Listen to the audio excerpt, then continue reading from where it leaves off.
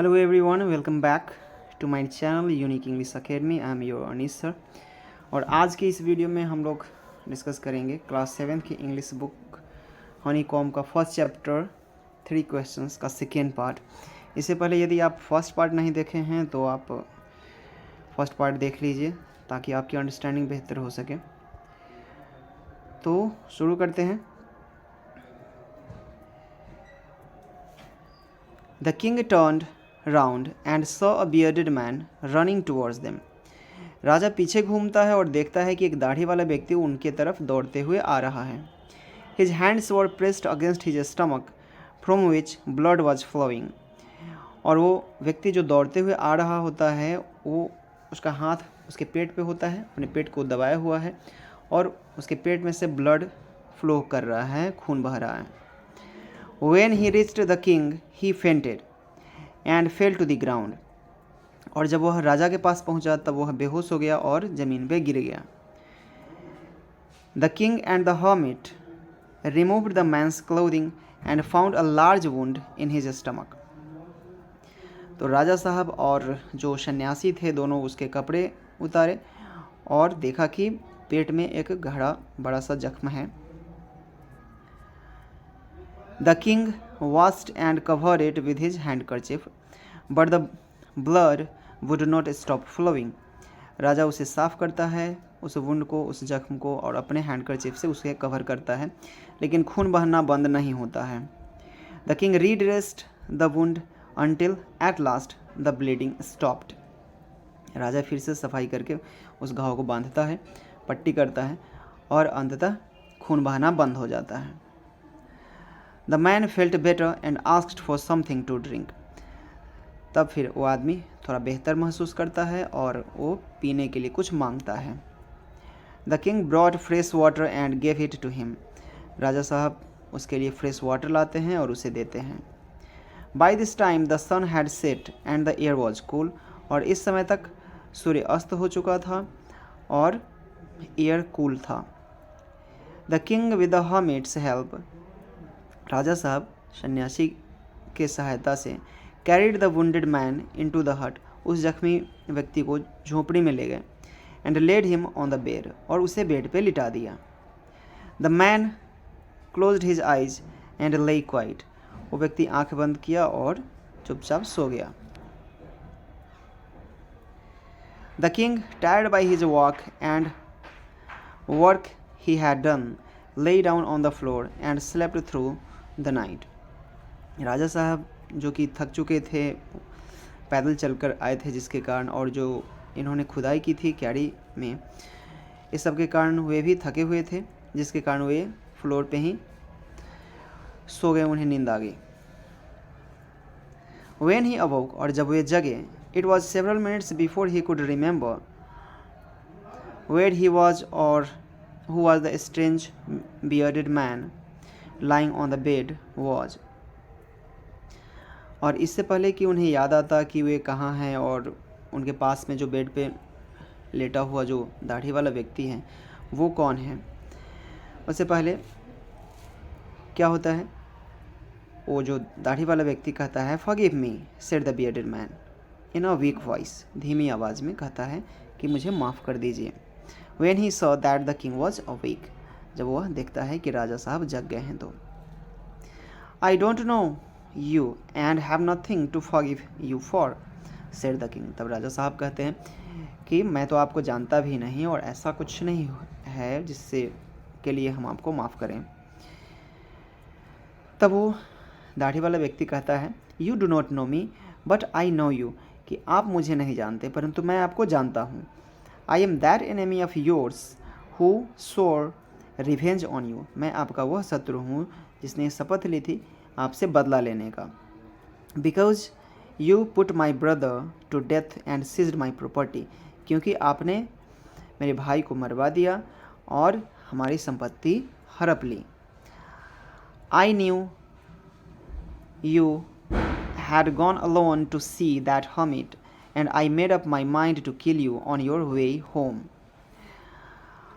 और ये आगे बताता है कि मुझे पता था, मैं जानता था कि आप अकेले गए हैं उस साधु से मिलने, और मैंने माइंड मेकअप कर लिया था कि आप जब रिटर्न होंगे तो मैं आपको मार दूंगा।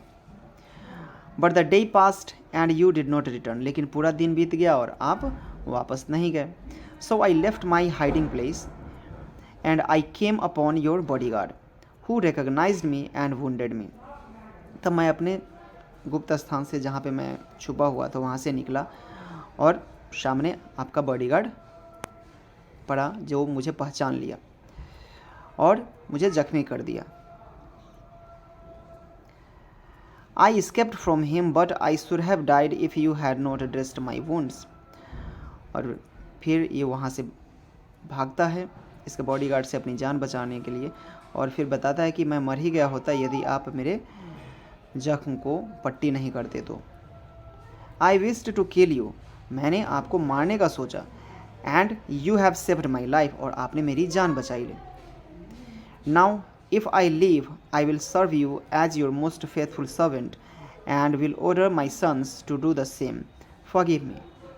और फिर कहता है कि मैं जब तक ज़िंदा रहूँगा तब तक मैं आपके सबसे वफादार नौकर की तरह आपकी सेवा करूँगा और अपने पुत्रों को भी, अपने बेटों को भी सेम आदेश दूंगा करने के लिए। आप मुझे माफ़ कर दीजिए। The king was very happy to have made peace with his enemy so easily and to have won him over as a friend. तो राजा बहुत ही खुश हुआ ये सोच कर कि बहुत ही शांतिपूर्वक जो है ना, बहुत ही आसानी से इन्होंने अपने शत्रु को जीत लिया, उनसे शांति कर ली और उसे एज ए फ्रेंड के रूप में जीत लिया, फ्रेंड बना लिया।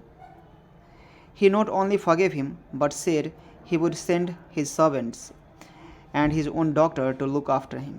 Look after means होता है देखभाल करना। और राजा साहब न केवल उसे माफ़ कर दिए बल्कि कहे कि मैं अपना नौकर भी भेजूंगा और अपना डॉक्टर भी आपके देखभाल करने के लिए। And he promised to give back the man his property, और इन्होंने उनसे वादा भी किया कि मैं आपका प्रॉपर्टी भी वापस कर दूंगा। Leaving the wounded man, the king went out of the hut। तो उस वहाँ से फिर राजा साहब झोपड़ी से बाहर निकलते हैं। वो जो जख्मी व्यक्ति है बेड पे ही लेटा उसे छोड़ देते हैं और झोपड़ी से बाहर निकल करके हर्मिट को खोजते हैं, चारों तरफ देखते हैं।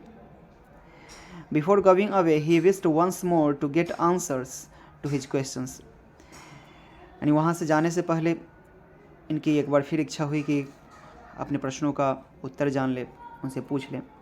The hermit was on his knees sowing seeds in the beds. और सन्यासी उन क्यारियों में जो पिछले दिन खुदाई हुई थी उसमें सीड बीज बो रहे थे। That had been dug the day before, जो क्यारी कल पिछले दिन खुदाई हुई थी। The king went up to the hermit, राजा साहब उनके पास जाते हैं। एंड सेड, और कहते हैं, for the last time I beg you to answer my question so wise man. उन्हें वाइज मैन कहकर संबोधित करते हैं और कहते हैं कि लास्ट टाइम मैं आपसे विनती करता हूँ कि प्लीज़ आप मेरे प्रश्नों का उत्तर बता दीजिए। You have already been answered said the hermit, still bending down to the ground and looking up at the king's as he stood before him. तो सन्यासी कहते हैं कि आपको तो आंसर पहले ही मिल चुका है और वो अभी भी बीज की बुआई ही कर रहे हैं और राजा की तरफ देखते हुए बोलते हैं, how have I been answered, what do you mean. तो राजा साहब इस पर सरप्राइज हो जाते हैं, बोलते हैं कैसे मुझे उत्तर मिल गया, क्या मतलब है आपका। डू यू नॉट सी, क्या आपने देखा नहीं, replied the hermit, hermit reply करते हैं, if you had not pitied on my weakness yesterday, कि यदि आपको मेरी कमजोरी पे दया नहीं आई होती कल, and had not dug this beds for me, और आप मेरे बदले इस क्यारियों में खुदाई नहीं किए होते, you would have gone away, तो आप यहाँ से जा चुके होते। Then that man would have attacked you, और तब वह व्यक्ति आप पे हमला कर दिया होता। And you would have wished you had stayed with me, और तब शायद आप ये सोचते कि काश वहाँ ठहर गए होते। So the most important time was when you were digging the beds, इसलिए सबसे महत्वपूर्ण समय था जब आप क्यारियों की खुदाई कर रहे थे। And I was the most important man, और मैं सबसे महत्वपूर्ण व्यक्ति था। And to do me good was your most important business, और मेरे लिए बेहतर करना आपका सबसे महत्वपूर्ण कार्य था। Afterwards when the man ran to us, और इसके बाद जब वो व्यक्ति हम लोग के पास दौड़ करके आया, the most important time was when you were caring for him, तो सबसे महत्वपूर्ण समय था जब आप उसका केयर कर रहे थे। Because if you had not dressed his wounds, क्योंकि यदि आप उसके घाव की ड्रेसिंग नहीं करते, पट्टी नहीं करते, ही वुड हैव डाइड, तो वह मर चुका होता, without having made peace with you, बिना आपके साथ शांति बनाए हुए, इट मीन्स बिना दुश्मनी खत्म किए हुए। So he was the most important man, इसलिए वह व्यक्ति आपके लिए सबसे महत्वपूर्ण व्यक्ति था। And what you did for him, और आपने उनके लिए जो कुछ भी किया, was your most important business, वो आपका सबसे महत्वपूर्ण कार्य था। Remember then there is only one time that is important and that time is now, याद रखिए कि केवल एक ही समय महत्वपूर्ण होता है और वो समय होता है अभी। It is the most important time because it is the only time we have any power to act, ये सबसे महत्वपूर्ण समय होता है क्योंकि इसी समय में हमें कुछ पावर होता है किसी चीज़ को करने का, अर्थात प्रेजेंट में ही हम कोई कार्य कर सकते हैं, इसलिए जो सबसे इम्पोर्टेंट जो टाइम है वो है present now. The most necessary person is the person you are with at a particular moment, और सबसे महत्वपूर्ण व्यक्ति वह व्यक्ति होता है जिसके साथ आप होते हैं किसी खास समय में, जिस समय जिसके साथ होते हैं वह व्यक्ति आपके लिए सबसे महत्वपूर्ण होता है। For no one knows what will happen in the future, क्योंकि कोई नहीं जानता कि भविष्य में क्या होगा। And whether we will meet anyone else, और फिर हम उसे मिल पाएंगे भी या नहीं। The most important business is to do that person good because we were sent into this world for that purpose alone, और आगे कहते हैं कि जो सबसे महत्वपूर्ण जो कार्य है वह उस व्यक्ति की भला करना है, उसके लिए कुछ अच्छा करना है जिसके साथ हम जिस समय होते हैं, क्योंकि इस दुनिया में हमें इसी उद्देश्य से भेजा गया है केवल कि हम दूसरों के लिए कुछ बेहतर करें। इस प्रकार ये कहानी समाप्त होती है। इसमें 3 बहुत ही इम्पोर्टेंट मैसेज दिया गया है। पहला तो ये बताया गया है कि जो सबसे इम्पोर्टेंट टाइम होता है वो हमारा होता है प्रेजेंट, क्योंकि इसी समय में हम कुछ कर सकते हैं, ना तो हम पास्ट में जा सकते हैं किसी कार्य को बदल सकते हैं और ना ही फ्यूचर में कुछ कर सकते हैं।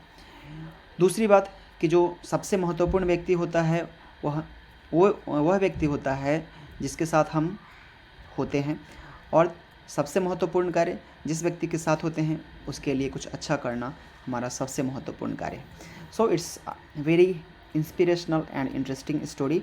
आई होप कि आपको पसंद आएगा, and stay tuned for more videos. Please like, share and subscribe. Thank you.